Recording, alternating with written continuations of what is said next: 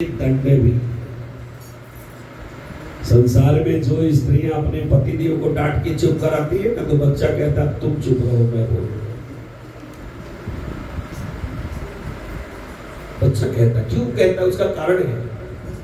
कारण ये है कि अगर आप अपने पति का सम्मान करोगे ना, तो बच्चा आपका सम्मान करेगा। जब आप स्वयं अपने पति का सम्मान नहीं करोगे, तो ना ही बच्चा अपने पिता का सम्मान करेगा और ना ही माँ का सम्मान करेगा। बच्चा सीखता तो आपसे ही है। आपकी गोद ही प्रथम पाठशाला है। बच्चा देख रहा है कि ये मेरी माँ जो है पिताजी से इतना सम्मान करती है। दूसरे शब्दों में, आज की आपसे दोनों डरती है। हम कहते हैं हम काहे को डरे? हम किसी से कम है क्या कि डरे? जिस दिन से हमने इस शब्द को पकड़ा है, उस दिन से चूंकि हमने डरना छोड़ दिया, इसलिए हमारे बच्चे भी डरना छोड़। डर बहुत आवश्यक है।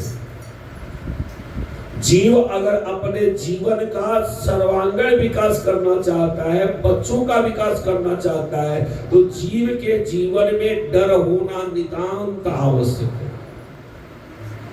और डर है, आप विश्वास करो, डर है।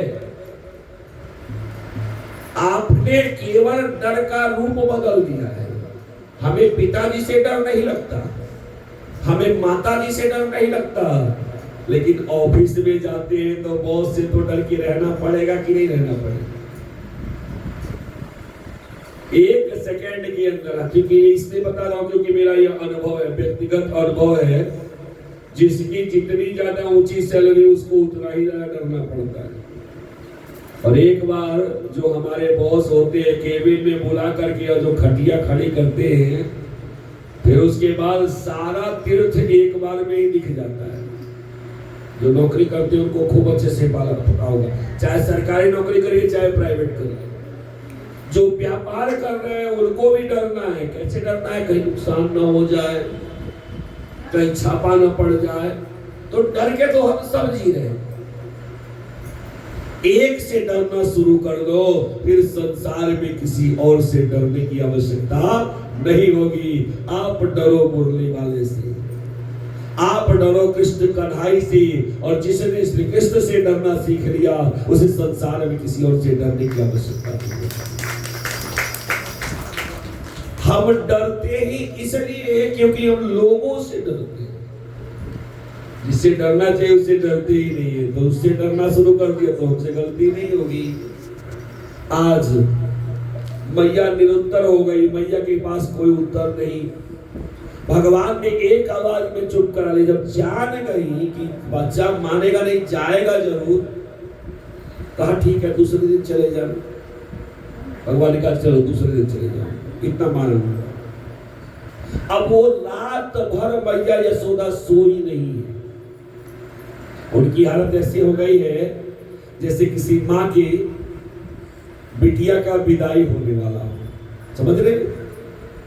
विदाई होने वाला है, उस माँ को रात भर नींद नहीं आती। एक रोए भी जा रही है, एक हाथ से आंसू पोंछ रही है और दूसरे हाथ से बिटिया के लिए जरूरत का सामान बक्से में रख रही है। ये समधी के लिए लेके जाना, ये समधी के लिए लेके जाना। क्यों? ये सोच के दे रही है कि कम से कम ये मैं दूंगी तो मेरी बेटी को कोई बुलाने नहीं देगा। परंतु क्षमा करिएगा, हम में से बहुत सारी ऐसी माताएं हैं जो बेटों की भी माताएं हैं। और जब भी आप उलाहना देना शुरू करो तो याद कर लेना कि जिस बेटी को उलाहना दे रही हो, ऐसी ही एक बेटी आपकी भी कही गई है, जो ऐसी ही से उलाहना वो भी सुनने वाली। गुरुदेव महाराज की जय। एक बार भी हम विचार कर ले कि जिस बहू को कह रहे हैं, अगर वो किसी की बेटी है तो हमारी बेटी भी तो कही गई हुई है। अब अंतर सिर्फ इतना है कि हमें अपनी बेटी के गुण दोष दिखाई नहीं देते, लेकिन बहू के गुण दोष दिखाई दे जाते हैं। जिस दिन बेटी के गुण दोष दिखने के साथ साथ बहू के गुणों को देखना शुरू कर दिया, उस दिन संसार की बहुत सारी समस्याएं अपने आप समाप्त हो जाएंगी। हम किसी और के बारे में जानने की जरूरत नहीं, खाली अपने बारे में जान लीजिए बहुत। देखिए आज मैया सारी तैयारी कर देंगी, सवेरे हुआ तो नंद जी को बुलाया, अक्रूर जी को बुलाया, कहा महाराज एक संदेशा मेरा दे दोगे? संदेशा दे देना, देवकी जी से कह देना महाराज संदेशो, सूर का पद है, केवल भाव में डूब जाइए, नहीं गाएंगे चलेगा, भाव में डूबिए। संदेशो देवकी सो कहियो, संदेशो देवकी सो कहियो। मैं कौन हूँ? मैं कौन हूँ बताओ? मैं तो नौकरानी हूँ, दासी हूँ, धाय हूँ। जैसे धाय पालती है ना बच्चे को, वैसे मैं धाय हूँ। संदेशो देवकी सो कहियो, हाँ तो धाय तिहारे सुत की, हाँ तो धाय तिहारे सुत की, माया करत ही रहियो संदेशो देवकी सो कहियो, देवकी सो कहियो। संदेशा क्या है? तुम तो टेव जानती हो, जानते तो आप सब हो, फिर भी मैं बता रही हूँ कैसे पाला है मैंने बच्चे को, बता देती हूँ तुमको। तुम तो टेव जानती हो, तो मोहि कहना वे, प्रातः काल उठते मेरे लाल को, माखन मिश्री भावे संदेशो देवकी सो कहियो।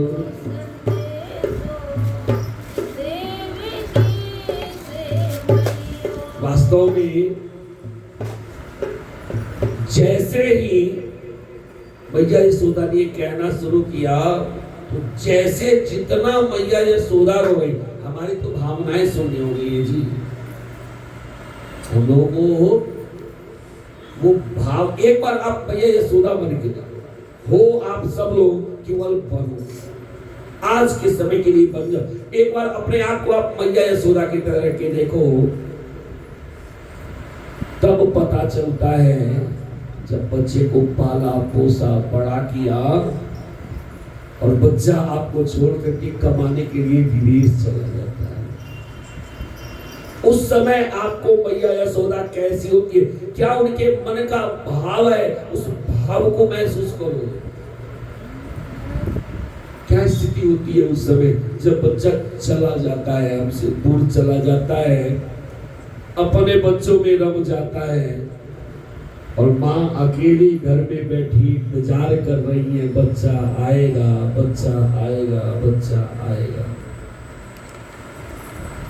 ये जो स्थिति होती है वो सबसे बहुत ही भयावह और बहुत ही डरावनी स्थिति है।